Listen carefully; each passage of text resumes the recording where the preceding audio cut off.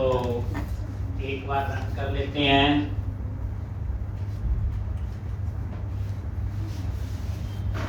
हम same application दूसरी बार बना रहे हैं और 90% चीजें पुरानी। याद रखना बच्चे, एमबीसी में मास्टरी होनी चाहिए। एमबीसी क्या है? मॉडल व्यू कंट्रोलर है। ये एक आर्किटेक्चर है, इसको डिजाइन पैटर्न भी कहते हैं। एक और आजकल मैक्सी प्रोजेक्ट में जितने भी आपके एमबीसी फ्रेमवर्क हैं, जावा में, पाइथन में, पीएचपी में, डॉटनेट में, सब में ये आर्किटेक्चर फॉलो होता है जो मैं आपको बता रहा हूँ। बस फर्क क्या होगा, जो कंट्रोलर बना है वहां सिंटैक्स स्पेसिफिक लैंग्वेज के होंगे। मैं हम सी शार्प कर रहे हो, सी शार्प के होंगे, जावा वाले के जावा के होंगे, पाइथन वाले के पाइथन। ये पाइथन में जेंगो फ्रेमवर्क है, उससे एमबीसी। अगर आपको ये समझ आ गया तो वहां सिर्फ पाइथन के सिंटैक्स पता होंगे, बाकी सेम चीजें आपकी, क्योंकि एचटीएमएल, जावास्क्रिप्ट, बूटस्ट्रैप, इसमें तो कोई वर्क ही नहीं है, जो व्यू में हम कर रहे हैं काम। तो इसलिए ये कॉमन हम लोगों ने यहाँ पे ये देखो स्टार्टअप पेज कैसे बनाया था, बताया था। program.cs में हमने राउटिंग दी थी, ये तभी आया अपने आप। अब क्या करो, क्रिएट ए न्यू स्टूडेंट, यहाँ पे थे। तो मेरे ख्याल से बढ़िया डिजाइन लग रहा है। आज हमारा ये देखो बैकलिस्ट चल गया था। अब हम लोग यहाँ पे एंटर करेंगे नेम, एड्रेस, एज और ईमेल, और सेव के क्लिक में सारी इंफॉर्मेशन कहां स्टोर होनी चाहिए? डेटाबेस के। सेव का मीनिंग क्या है? जैसे किसी वेबसाइट में आप साइन अप करते हो, डिटेल फिल करते हो, नीचे सबमिट का बटन होता है, वो क्या करता है? वो सारी इंफॉर्मेशन को उठा के डाटाबेस के टेबल में स्टोर कर। बस हम भी कर रहे हैं। बस हमारे में ये 4 मेंबर हैं, उसमें 20-25 एड्रेस भी होगा, फोन भी होगा, ईमेल भी होगा, जेंडर भी होगा, कंट्री होगा, स्टेट होगा, सिटी होगा, रेडियो बटन लगा होगा, चेक, यही होगा। लेकिन एक्चुअल कहानी तो यही है ना, कि जब सेव पे क्लिक करे तो वो इंफॉर्मेशन कहां स्टोर होनी चाहिए?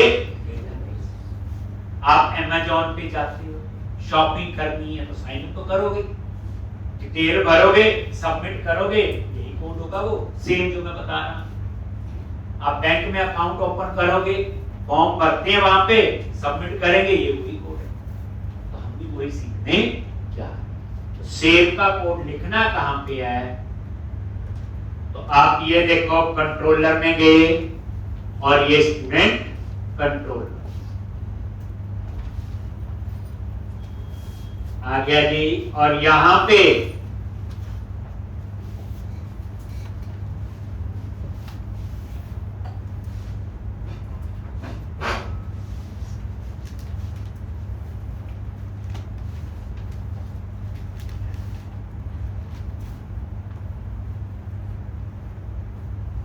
एक, तो यहां पे ये क्रिएट का बनाया था हमने एक्शन, इसके व्यू पे जाना है। तो जब बच्चे व्यू बन गया तो ऐसे भी जा सकते हो, इस क्रिएट के अंदर कहीं पे भी राइट क्लिक करो और गो टू व्यू, अपने आप उसके व्यू पे पहुंच जाए।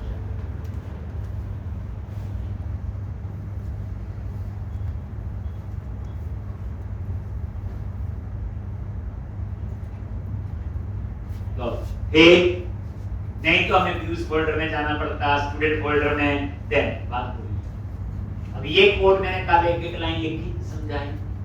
तो जब ये सबमिट होगा तो फॉर्म टैग क्या होता है? एचटीएमएल में ब्लॉक है, कितनी इंफॉर्मेशन आपने सर्वर पे भेजनी है। ये फॉर्म टैग यहां शुरू हुआ, जब सबमिट होगा तो कहां जाएगा? एक एक्शन होगा जिसका नाम होगा क्रिएट, और जब वो सबमिट होगा तो ये हमने लगाया और बटन इनपुट टाइप सबमिट। अब जैसे इस पे क्लिक करोगे, जितनी चीजें इस फॉर्म टैग में, इस फॉर्म टैग में क्या है? उनका नेम, एड्रेस, एज और ईमेल। तो अब आपने सबमिट का कोड लिखना बच्चे, तो कंट्रोलर में गए, लिखा हुआ आगे यहां पे याद करो क्या लिखेंगे, जल्दी बोलो, http post. HTTP post public I action result create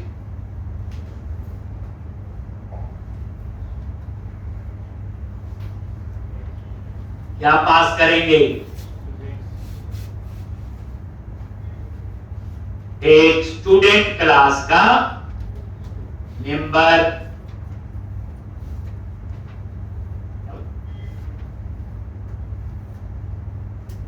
एक ये लॉजिक। तो जब ये HTTP पोस्ट कब लिखना है? जब इंफॉर्मेशन सर्वर पे भेजनी है, सबमिट हो। एक और उसके बाद ये क्रिएट क्यों लिखा? क्योंकि जब ये सबमिट होगा तो यही फॉर्म सर्वर पे जाएगा और इसका नाम क्या होना चाहिए? लेकिन अगर आप इसका नाम सेव कर दो तो वहां क्रिएट की जगह सेव। समझ आ गई? अभी क्रिएट ही रहने दे। ठीक, तो ये क्रिएट, नहीं तो इसको सेव कर दो। तो और ये जो इंफॉर्मेशन है ये कहां से आएगी? इसमें व्यू से। कहां से आएगी? व्यू। जब सबमिट करेंगे टेक्स्ट बॉक्स में जो डाटा भरा होगा वो व्यू से आएगा। ये है व्यू, और इस व्यू से इंफॉर्मेशन आएगी इस स्टूडेंट ऑब्जेक्ट के अंदर। अब हम देखेंगे इसमें कुछ आया भी है कि नहीं। स्टूडेंट, अगर ये नल है, इसका तो कुछ नहीं आया, देन लिख दिया नॉट फॉर्म। या ये भी लिख सकते बैड रिक्वेस्ट। एक अगर इसने डाटा, एक ही बात है, बैड रिक्वेस्ट नॉट फाउंड नहीं मिला, ये एरर ही होता है। Bad request not found. अगर डेटा है तो इसे सेव कर। सेव करने के लिए क्या लिखोगे? रिवीजन है बच्चे, करवाया हो underscore context dot student dot add, और ये जो व्यू से इंफॉर्मेशन और डाटाबेस में अपडेट करना है कॉन्टेक्स्ट डॉट सेव चेंजेस।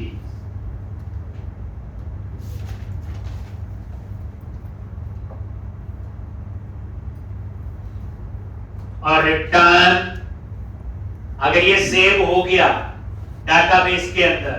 अब देखो डाटाबेस में सेव करने के लिए SQL की क्वेरी क्या होती? Insert table name value, return redirect to action, और ये इंडेक्स।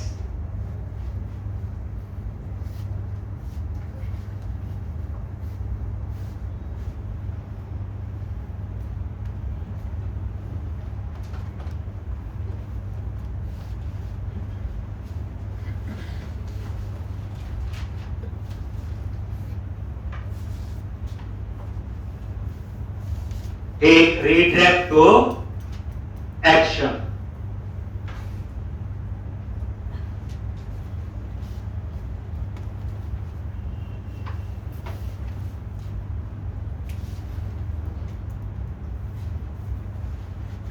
अब यहां पे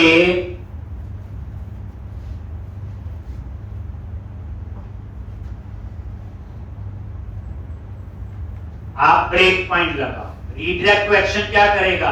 सेव होने के बाद इंडेक्स सेक्शन पे जाएगा, इन डिस्प्ले का कोड चलेगा, यहीं से जाएगा ना। इंडेक्स क्या है? ये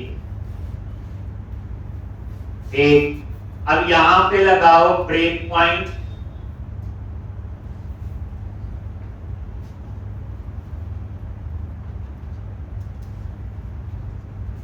ये लगा लिया, क्लिक करो, ब्रेक पॉइंट लग जाता है। ब्रेक पॉइंट का फायदा ये है यहां पे आके प्रोग्राम रुक जाए, फिर हम उसे डिबग करेंगे जैसा हमने सोचा।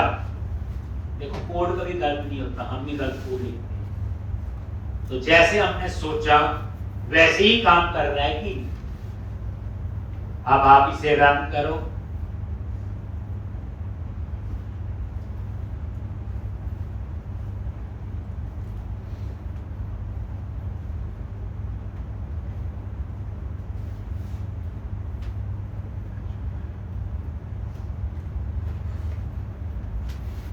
क्रिएट न्यू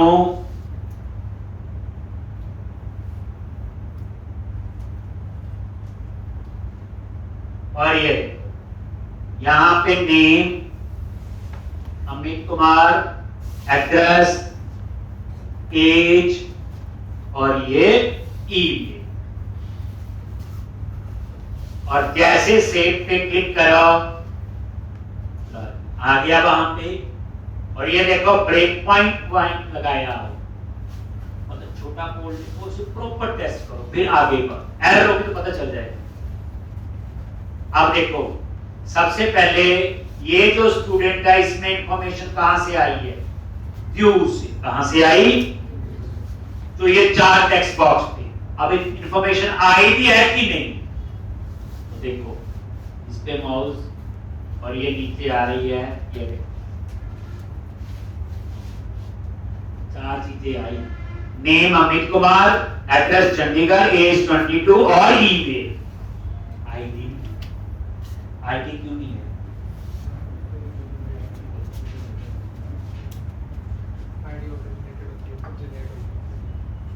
क्योंकि आईडी फॉर्म टैग के अंदर है ही। यही तो बताया कि जब सबमिट होगा वही इंफॉर्मेशन सर्वर पे जाएगी। तो फॉर्म टैग में क्या है? नेम, एड्रेस, एज और ईमेल। अब आईडी हमने जान के डाला क्योंकि हमें पता है आईडी क्या है? प्राइमरी की है और ऑटो इंक्रीमेंट है। तो आईडी खुद जनरेट होगा। बाय डिफॉल्ट 0 आ रहा है, लेकिन जब सेव होगा तो अपने आप ही 1 हो जाएगा। फिर दूसरा स्टूडेंट होगा तो 2 हो जाएगा, 3 हो जाएगा, 4। ठीक। अब आप बोलोगे कैसे पता चला? देखो बच्चे जितनी बार एप्लीकेशन करनी हो उतनी बार ही इंप्रूवमेंट होनी चाहिए। ये कैसे पता चलेगा? ये एज का ये वो है, तो ये देखो व्यू में गए, जैसे नेम है। अब नेम के लिए टेक्स्ट बॉक्स है, तो कहां से पता चलता है? इससे। तो ये बच्चे याद रखना, जो ASP4 है, जैसे कई लैंग्वेज में आईडी होता है किसी कंट्रोल को एक्सेस करने के लिए, कईयों में नेम होता है, कईयों में कुछ और होगा। इसमें क्या होता है? ASP4। ASP4 क्या करता है? इस टेक्स्ट बॉक्स को नेम के साथ बाइंड करेगा। तो इसे कुछ जादू से नहीं पता चल रहा है। ऐसे ही अगर ASP4 नहीं लिखो नहीं एक्सेस होगा। करके देखो, ये देखो एड्रेस में भी ASP4 और ऐसे ही एज में भी और ईमेल। तो आप वहीं पे आ जाओ। अब F10 नल तो नहीं है, डाटा तो है। ऐड से सेव नहीं करेगा, डाटाबेस में सेव करेगा जब सेव चेंजेस मेथड को कॉल करोगे। और सेव होने के बाद कहां जाएगा? ये F10 है। कौन सी की है? F10 स्टेप फॉरवर्ड के। F10 अब कहां जाएगा? ये टेक्स्ट एक कंटिन्यू कर दो, नहीं तो पूरी प्रोसेस घुमाए।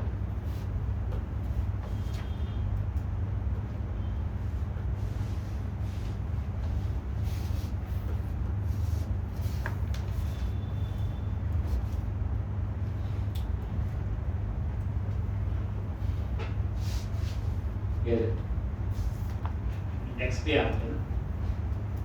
दोबारा देखो, क्रिएट न्यू व्हाट है? No data form. Create new. अब एक और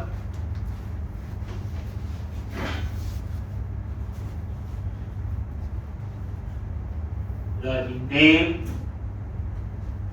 ये लाजी एज और ईमेल। सेव किया, आगे वहां पे। तो अब देख लो व्यू में इंफॉर्मेशन आ रही है, नजर मारो।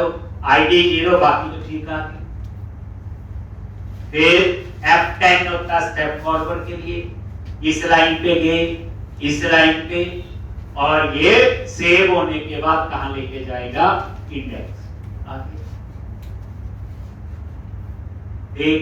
अब ऐसे आप क्रिएट न्यू से जितने मर्जी रिकॉर्ड एंटर कर सकते हैं। ये देखो, एक लो जी सेव F10 और ये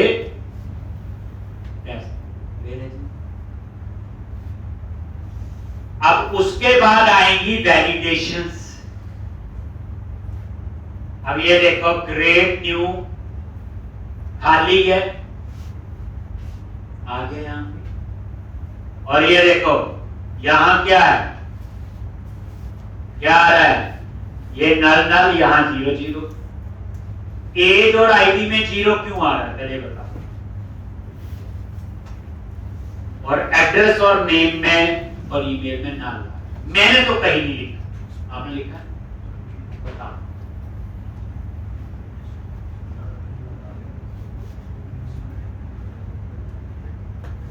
बताओ जी, आपने ऊप्स पढ़ा सबने बच्चे। ऊप्स में क्लास का कंस्ट्रक्टर होता है, क्या रोल होता है उसका?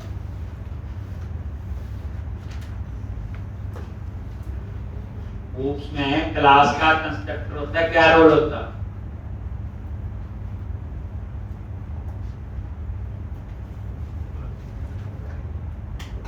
पढ़ा हुआ class oops concept. Default constructor नहीं होता क्लास का, क्या रोल होता है?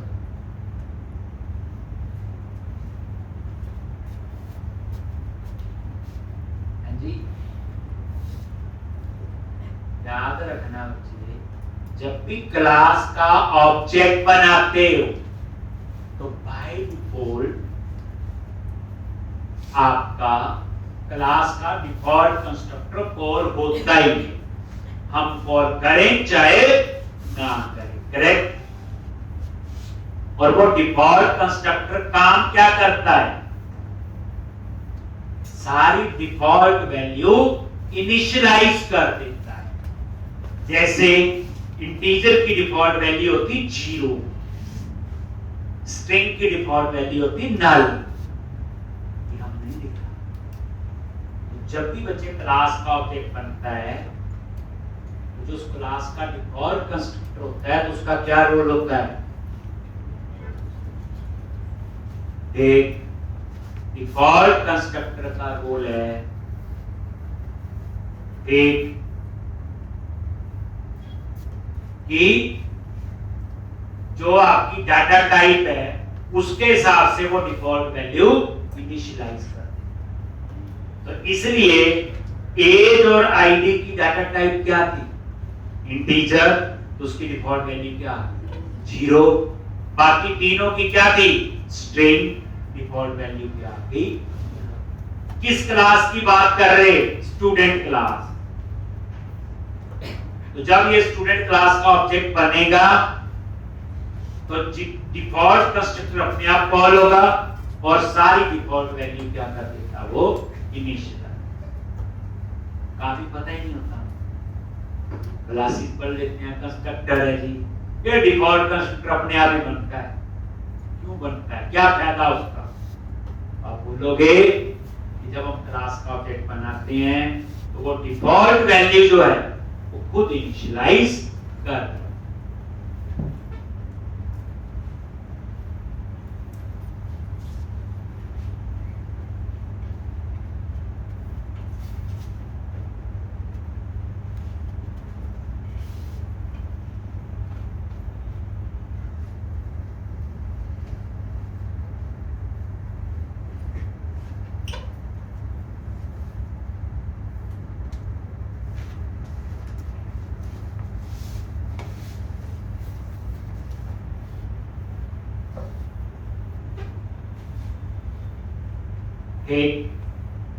ये तब एक, तो इसलिए याद रखना, ये मैंने नहीं एंटर। अब देखो जैसे सेव करेगा उसने मुझे एरर दे, और ये एरर है can not insert value null into address. ये देखो लिखा भी हुआ, ये insert fail, insert to error. तो अब ये देखो ये एरर क्यों आई। चलो तो अब ध्यान से जो मॉडल हमने बनाया हुआ स्टूडेंट मॉडल, ये देखो हमने तो कोई वैलिडेशन नहीं लगाया, लेकिन वैलिडेशन लगी है। देखो तो आप इसकी माइग्रेशन फाइल में जाओ और इनिट लोड, याद है? और ये इनिट लोड में फाइल कैसे बनती पता ही है, 3-4 बार तो मैं ही करवा चुका हूं। और ये देखो आईडी तो इंटीजर है, इसमें नल नहीं आ सकता, नल लेवल फॉल्स। एक और ये आइडेंटिटी कॉलम है यानी auto increment. Name data type ये, बट नल लेवल क्या है? फॉल्स, यानी इसमें नल नहीं आ सकता। ऐसे ही एड्रेस में क्या आ रहा है? नल लेवल फॉल्स। और एज में भी और ईमेल। तो इन्होंने क्या किया, जब उनको खाली छोड़ा एड्रेस को, देखो आईडी तो नल हो गई, तो 0 आ रहा था, एज में भी, तो पहले उसने एड्रेस को ही चेक किया, एक तो ये बता दिया, फिर नेम भी चेक करेगा और ये आपका ईमेल। इसका मतलब है कि नल अलाउ है ये। लेकिन इसने तो खतरनाक सी मुझे एरर दे दी, बट हम चाहते हैं प्रॉपर एरर मैसेज आए। तो उसके लिए आपको क्या करना है बच्चे, क्लाइंट साइड पे तो वैलिडेशन बोलते हैं इनको, क्या बोलते हैं आप? वैलिडेशन। वैलिडेशन चेक्स, जैसे आप इन टेक्स्ट बॉक्स को खाली नहीं छोड़ सकते। Password and confirm password must be same. Password इतने कैरेक्टर का होना चाहिए। Age between this and this. Email का वैलिड फॉर्मेट होना चाहिए। क्या सारे ये इनको हम कहते हैं वैलिडेशन। तो याद रखना, जो वैलिडेशन है एक सर्वर साइड पे होती है और एक क्लाइंट साइड पे होती है। वैलिडेशंस कहां होती हैं? एक सर्वर पे और एक क्लाइंट।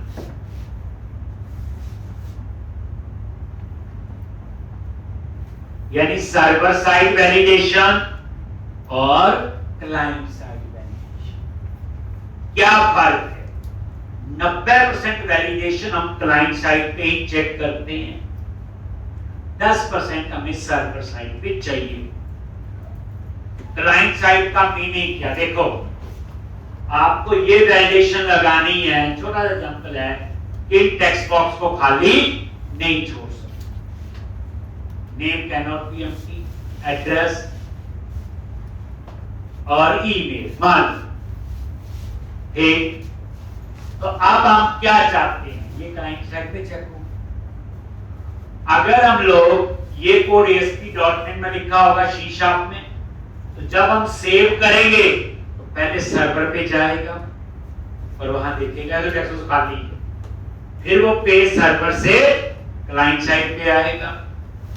यही होगा ना प्रोसेस, सर्वर पे जाएगा और सर्वर से आएगा। तो व्हाई शुड हम ये वैलिडेशन सर्वर पे क्यों लगाएं? क्लाइंट साइड पे लगा लेते हैं, यानी पेज सर्वर पे जाए ही ना। जैसे आपको चेक करना ऐसा खाली नहीं है, अब ये चीज सर्वर पे जाके क्या फायदा?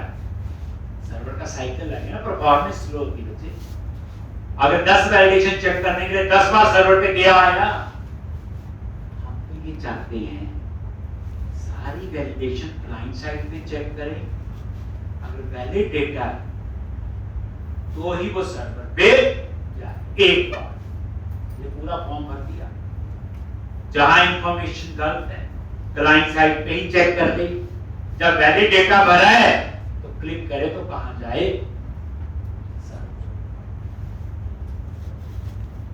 यही है बच्चे, क्लिक करे तो कहां जाए? सर ये सारी क्लाइंट साइड पे चाहिए होगी। फिर आप बोलोगे सर्वर साइड, अब कोई ना कोई वैलिडेशन है जो सर्वर साइड पे चेक करनी है। जैसे अब देखो टेक्स्ट खाली नहीं होनी चाहिए, एज इतने से ऊपर है, ईमेल का वैलिड फॉर्मेट होना चाहिए, age between this and this, password confirm password must be same, password इतने कैरेक्टर का होना चाहिए। सर्वर पे जाके क्या करना, ये तो क्लाइंट साइड पे चेक कर सकते हैं। कुछ वैलिडेशन ऐसी होगी जो सर्वर पे चाहिए होगी, जैसे आपको ये वैलिडेशन लगानी है कि ईमेल डुप्लीकेट नहीं होना चाहिए।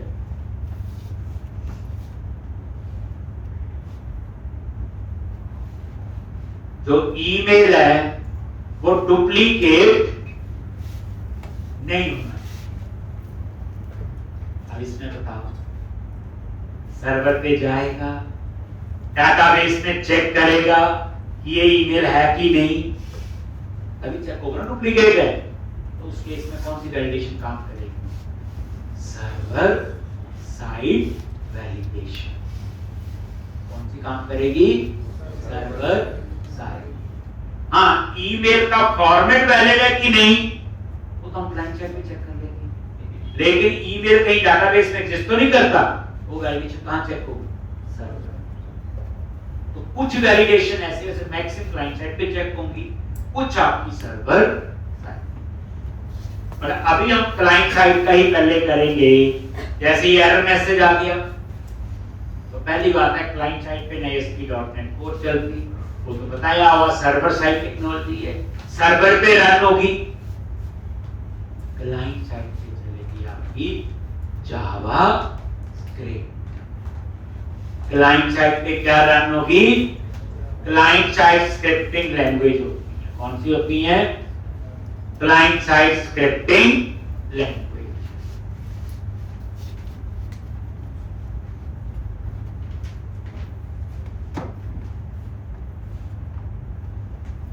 कौन सी होती है? Client side scripting language.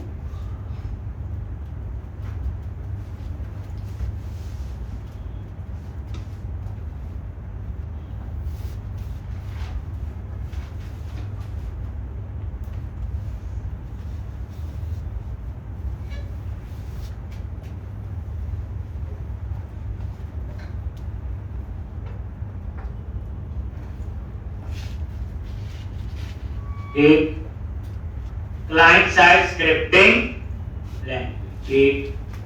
तो क्लाइंट साइड पे तो आपकी ASP.NET नहीं चलती, क्लाइंट साइड पे तो काम करेगी जावा स्क्रिप्ट। ये जो मैसेज है क्लाइंट साइड पे आनी चाहिए, तो उसके लिए आप लोग क्या करोगे? वैलिडेशन तो ऑलरेडी लग चुकी है डाटाबेस पे, आपने देखा नहीं, नल लेवल फॉल्स, मतलब उसमें नल नहीं आएगा, ना नेम में, ना एड्रेस में, ना ही, और इंटीजर में नल वैसे नहीं आता, तो उसमें तो नल लेवल फॉल्स है, इंटीजर की डिफॉल्ट वैल्यू 0। तो आप क्या करोगे? ये नजर मारो, ये मैं क्लाइंट साइड वैलिडेशन करवा रहा हूं, फिर मैं सर्वर साइड करवाऊंगा, फिर मैं कस्टम वैलिडेशन भी बताऊंगा अपनी बनानी। पहले बनी यूज कर लेते हैं। ये देखो, व्यूज में गए और शेयर के अंदर ये एक फाइल है underscore validation scripts partial.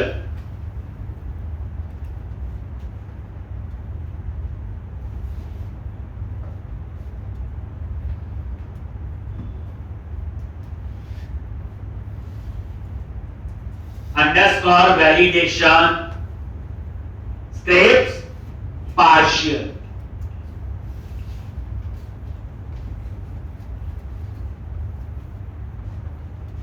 Underscore validation scripts partial.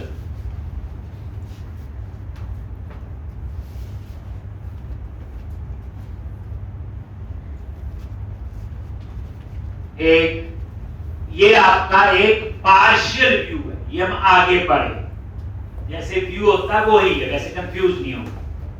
और इसके अंदर ये वैलिडेशन वाली फाइल के पास जो हमने नहीं बनाई, जावास्क्रिप्ट में बनाई, क्या पाथ आ रहा है, लिब jQuery वैलिडेशन, उसके अंदर डेज ये लिखा रहा ना, तो ये देखो www रूट में गई, ये लिब क्या है, jQuery वैलिडेशन, ऊपर देख लो, उसके अंदर डेज और उसके अंदर jQuery dot validate dot JS.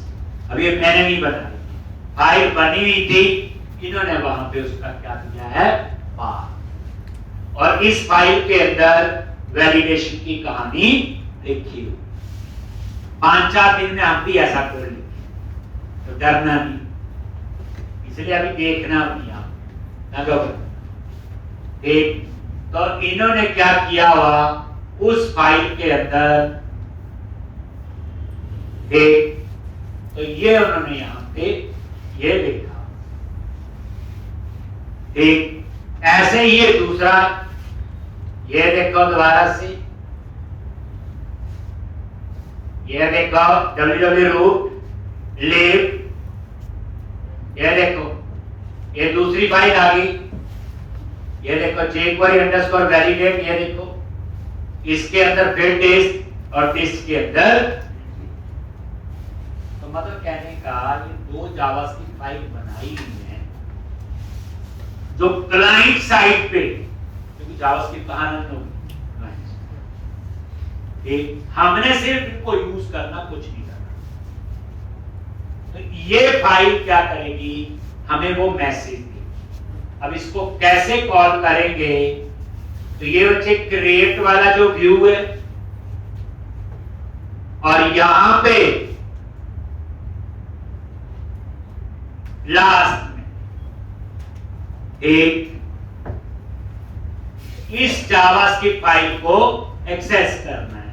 ये जो पार्शियल व्यू है, सॉरी, पार्शियल व्यू को एक्सेस करेंगे तो उसके अंदर जावास्क्रिप्ट फाइल के पाथ है, और तो कुछ नहीं है ठीक। तो यहां पे, और ये एक कहानी और देखो साथ साथ व्यूज,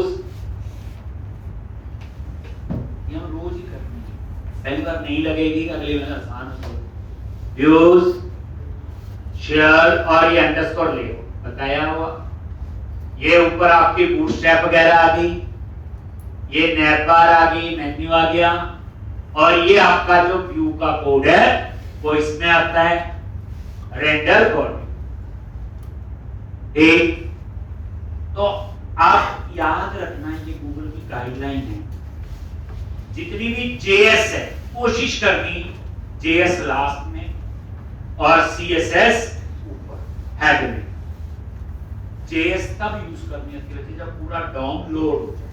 डॉम क्या होता है, जो एचटीएमएल वगैरह सारा डिजाइन, डॉक्यूमेंट ऑब्जेक्ट मॉडल, हम ये जेएस का ऊपर भी लिख सकते हैं, एरर कोई नहीं आएगी, लेकिन ये गूगल की गाइडलाइंस हैं कि जितना भी एचटीएमएल वगैरह है वो सारी ऊपर हो, और जेएस जो है ये लास्ट ठीक। तो अब यहां पे देखो, ये वाला जो चीज बताऊंगा वो ही सीखेंगे। यहां पे ये रेंडर सेक्शन, और ये सेक्शन का नाम है स्क्रिप्ट्स। सेक्शन का क्या नेम है, स्क्रिप्ट्स। ये वो जगह होगी जो ये जावास्क्रिप्ट की फाइल यहां पे लोड होगी, चाहे वैलिडेशन वाली है, कल को हम भी बनाएंगे अपनी, ऐसी बात नहीं। तो इसका नाम क्या है, स्क्रिप्ट्स। ये आपका सेक्शन का नेम है, रेंडर सेक्शन तभी लिखा हो, पुराने में रेंडर सेक्शन था, अब रेंडर सेक्शन असिंक, ये असिंक वाली कहानी और अवेट ये मैं आगे एक्सप्लेन करूं। तो अब यहां आना चाहिए। तो बेसिकली ये जो सेक्शन है, ये जगह जहां मेरी जावास्क्रिप्ट लोड। तो अब मैं क्या कर लूंगा, ध्यान से देखना, यहां पे आगे सेक्शन, और क्या नेम है उसका, स्क्रिप्ट्स। ये ऐसे लिख दिया। इसका मतलब क्या हुआ, जो इसके अंदर लिखूंगा स्क्रिप्ट, वो सारी यहां पे लोड होगी इस और ये रेंडर सेक्शन मल्टीपल भी हो सकते हैं। ये देखो, बस नाम चेंज होना चाहिए, स्क्रिप्ट 1, स्क्रिप्ट 2 और स्क्रिप्ट 3।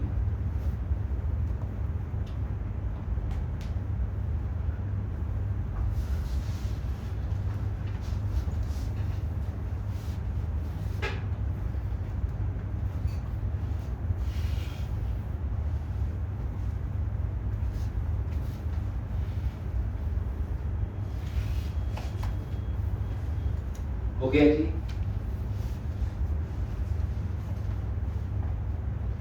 फिर जैसे मैंने स्क्रिप्ट यूज कर लिया, स्क्रिप्ट का कहीं और यूज कर लिया, अलग अलग काम।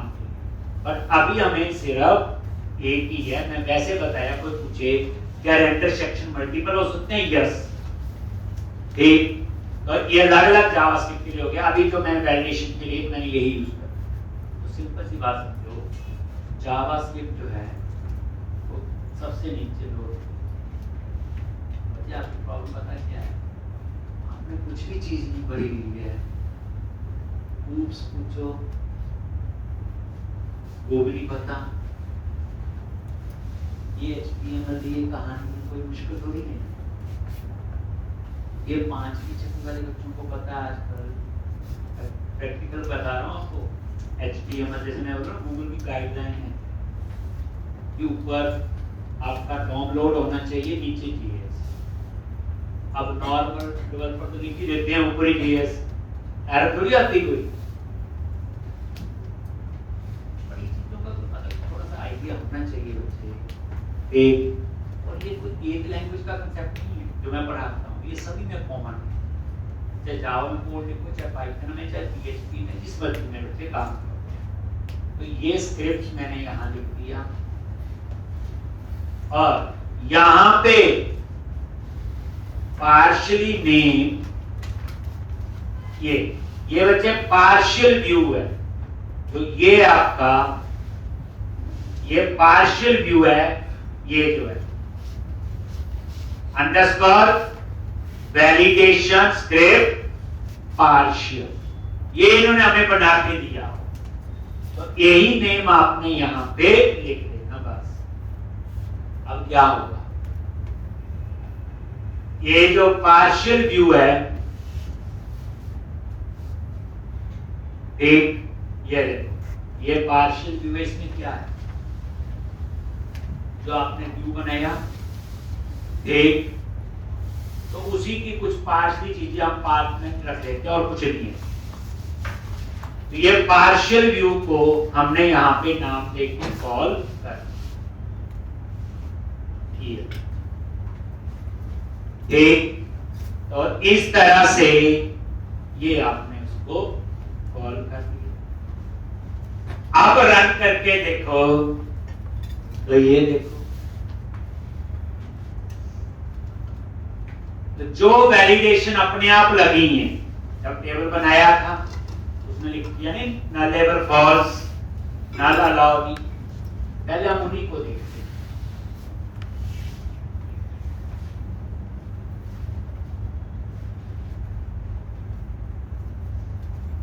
ये देखो, क्रिएट, क्लिक करो, देखो आगे मैसेज,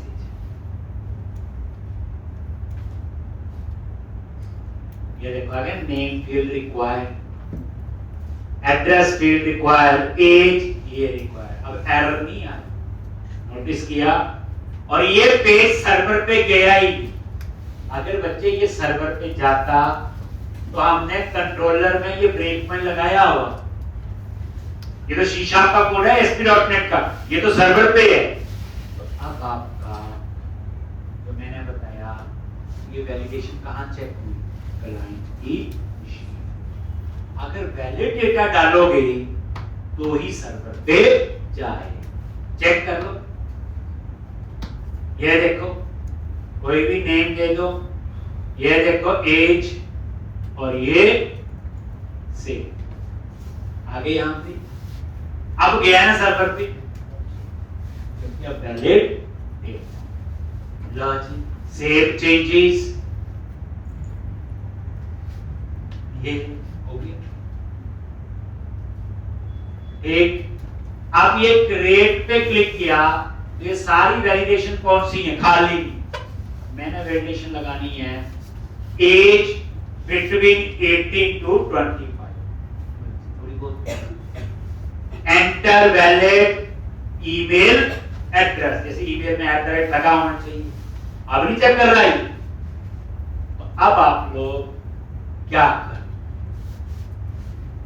तो अब हम लोग मॉडल पे जाके, हम क्लाइंट साइड वैलिडेशन की बात कर रहे हैं बच्चे। ये लो जी, स्टूडेंट मॉडल पे गए, जैसे एज है, ठीक। अब यहां पे आपने रेंज, कौन सा वैलिडेटर है, रेंज। ये ऊपर इसका नेम स्पेस ऐड हो गया, system dot component model dot data annotation. Age के ऊपर मैंने लिखा रेंज, रेंज वैलिडेटर है। और यहां पे क्या है देखो, ना पता चले, रेंज पे F12 प्रेस करो, इसमें क्या देंगे, मिनिमम, मैक्सिमम और मैसेज। ये देखो रेंज एट्रीब्यूट आ गया, मिनिमम और मैक्सिमम। लो जी, तो पहले मिनिमम दे दी मैंने 18 और मैक्सिमम दे दी 25। अगर आप मैसेज अपना देना चाहते हो साथ में, नहीं तो मैसेज आ जाएगा जो इसका प्री डिफाइंड लिखा नेम फील्ड रिक्वायर्ड। अब मैंने अपना मैसेज देना है एज बिटवीन 18 टू 25, कुछ भी मैंने अपना मैसेज इसमें दिया। तो ये रेंज वैलिडेटर हो गया, मिनिमम और मैक्सिमम। आगे मैसेज दे दिया। अब इसी तरह से ईमेल, तो इसके लिए लो जी ईमेल एड्रेस, और इसमें भी एरर मैसेज दे दिया, क्या, enter valid email address.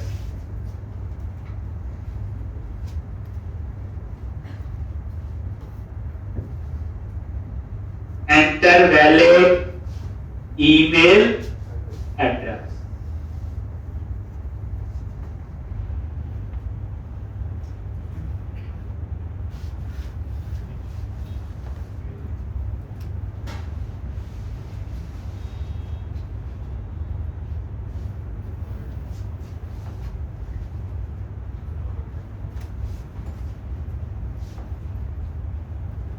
Enter valid email address.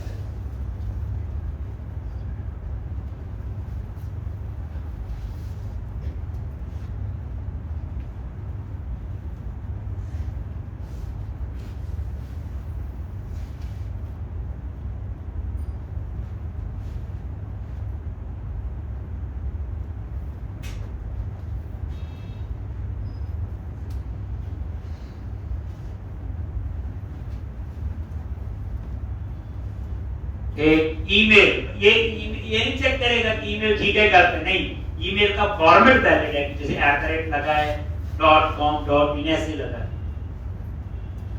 ठीक, चलो अब रन करो, देखते हैं।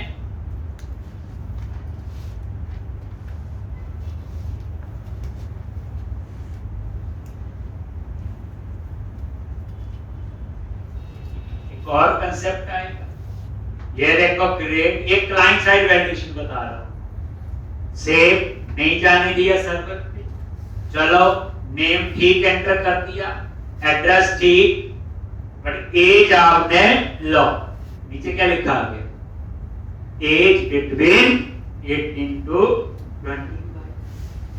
पर इस पे दूसरा भी चल रहा है, रिक्वायर्ड भी, खाली नहीं छोड़ सकते।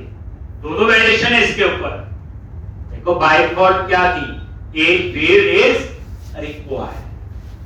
ठीक, अगर आपने ऐसे लिख दिया तो नहीं चलेगा। ठीक, अगर ठीक डालोगे लो जी आने गया। अब ईमेल फील्ड इज रिक्वायर्ड, ये वो है नल लेवल फॉल्स वाला, तो खाली नहीं छोड़ सकते।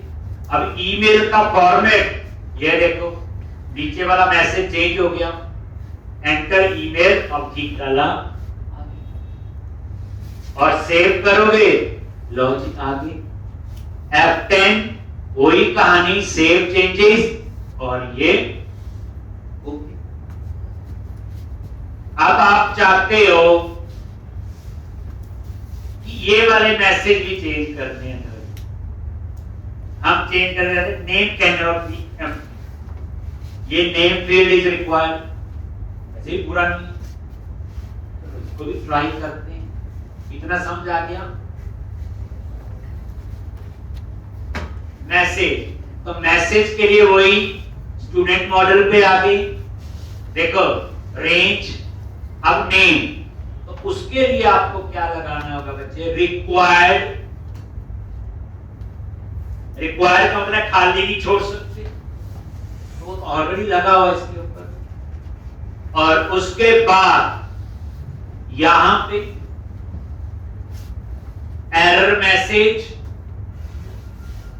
दे दो, एक नेम एम्प्टी, मैसेज देखना कि हमारी मर्जी का आ रहा है। लो जी, रिक्वायर्ड किसके लिए हो गया, बोलो भाई खाली नहीं छोड़ सकते, लेकिन वो तो पहले भी थी वैलिडेशन, बट हमें तो मैसेज देना ना, मैंने मैसेज मर्जी का दे दिया।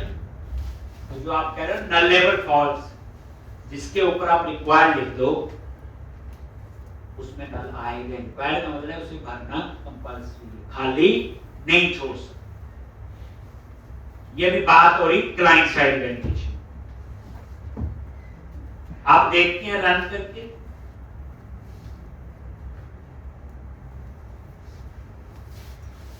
पंगा पड़ेगा। अगर क्लाइंट साइड पे जावास्क्रिप्ट डिसेबल्ड है तो चलो पहले ये देखते हैं। क्लिक किया, आ गया मैसेज नेम। अब आप चाहते हैं एड्रेस में भी ऐसे ही आए, तो क्या करोगे, बोलो सिंपल ऊपर क्या लगाना है, बोलो रिक्वायर्ड। जैसे ये था इसी के ऊपर तरीका समझाना था, बस यही चीज मैंने यहाँ पे इसको मैसेज मर्जी का देना ना हमने। एड्रेस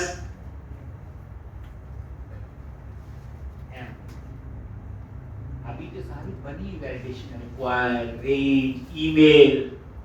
अब मैं बोलूंगी age must be greater than equal to 18।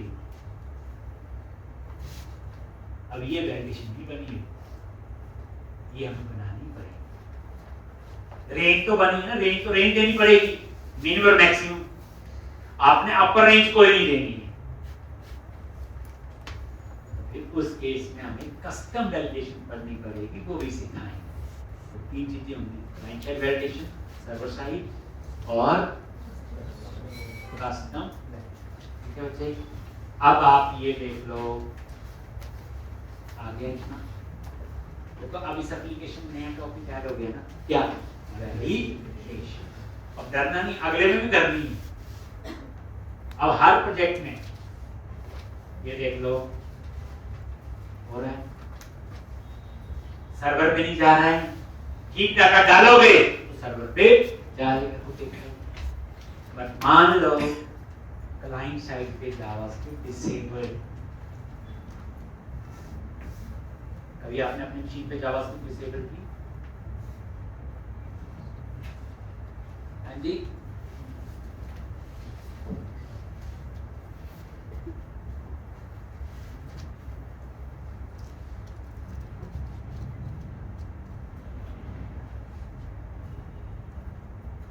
चलो मैं कर देता हूँ। बेसिक चीजें चाहिए। देखो असली पढ़ाई तो मैंने करवानी है अभी, वो तो मैंने शुरू भी नहीं की। ये जो पहला 1 महीना पढ़ाता हूँ ये बर्बाद ही होता है जो मैं करवाता हूँ। असली जिसके लिए आप इतनी दूर से पढ़ने आए हो वो तो शुरू होना है। क्या प्रोजेक्ट जो एक्चुअल आपको बेनिफिट होगा इंडस्ट्री में जब आओ, प्रोजेक्टली चीजें सारी आनी चाहिए। और देखो मैं जावास्क्रिप्ट डिसेबल कैसे कर रहा हूँ, राइट क्लिक किया, इंस्पेक्ट, राइट क्लिक किया और इंस्पेक्ट पे क्लिक करो, लो जी इंस्पेक्ट, यानी के नीचे कहीं पे राइट क्लिक कर दो नीचे पेज पे, राइट क्लिक इंस्पेक्ट, और ये यहां पे एक ऑप्शन है राइट साइड पे सेटिंग्स, क्या ऑप्शन है इसमें, सेटिंग्स,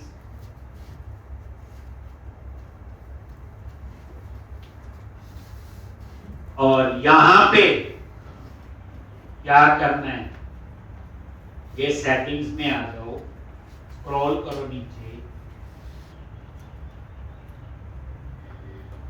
ये देखो डिबगर में गए क्या आ रहा है, डिसेबल जावास्क्रिप्ट, बट ये डिसेबल जो करेगा सिर्फ इसी ब्राउजर के इंस्टेंस के लिए, टेम्परेरी, परमानेंटली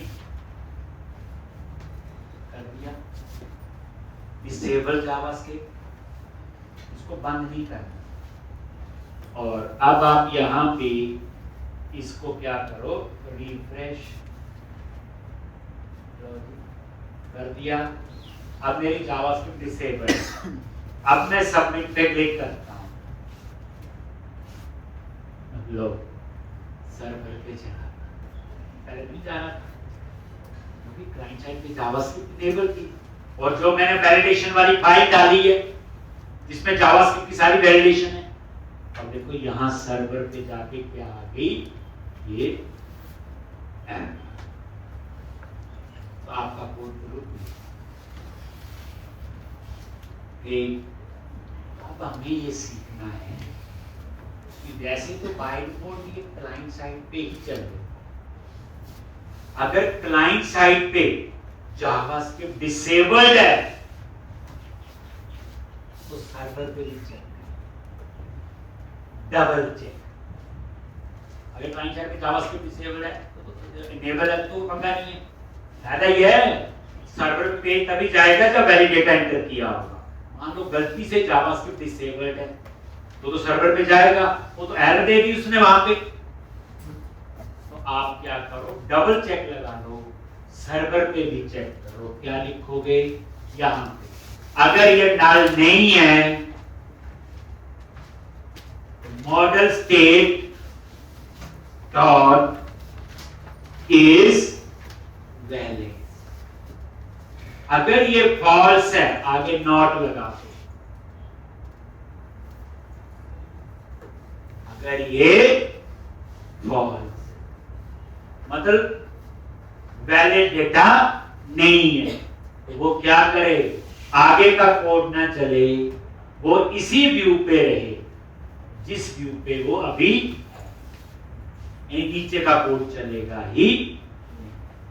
तो मैंने डबल चेक लगा लिया, अगर क्लाइंट साइड पे जावास्क्रिप्ट डिसेबल्ड होगी तो जब वो सर्वर पे जाएगा, अगर इज वैलिड फॉल्स है इसका मतलब आपने डेटा वैलिड नहीं डाला, सर्वर पे तो पहुंच गए, देन वो रिटर्न करके वापस उसी व्यू पे रहे।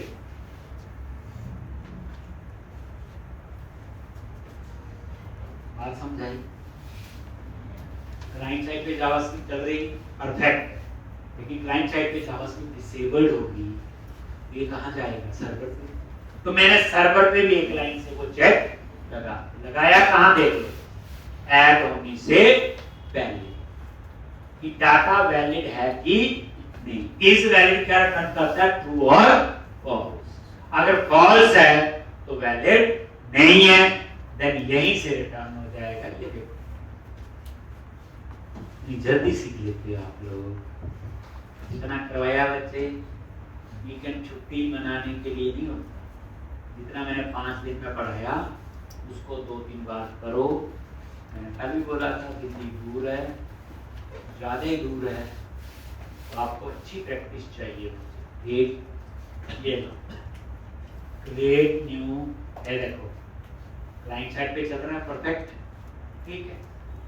अगर मैं JavaScript disable, right click, inspect और ये सेटिंग, जैसे सेटिंग्स पे क्लिक किया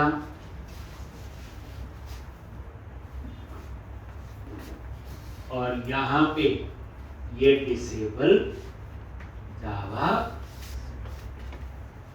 कर दिया और उसके बाद इसको क्लोज नहीं करना, इसको रिफ्रेश करो और दोबारा से फिर सेव पे क्लिक, और जावास्क्रिप्ट डिसेबल होगी।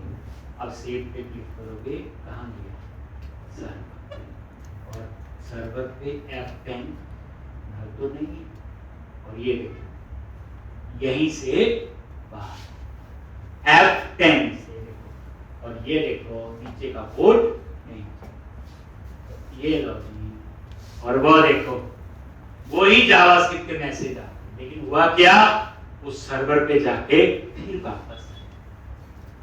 अगर कोई एक हमला देगा कि जावास्क्रिप्ट मैंने डिसेबल कर दी, तो सहन करना ही पड़ेगा उसके लिए, ठीक। तो इस तरह से ये काम करेगी। कल मंडे को भी हम वैलिडेशंस में आगे बढ़ेंगे। ये असाइनमेंट तो कंप्लीट होगी और साथ में वैलिडेशन। तो बच्चे प्रैक्टिस करो।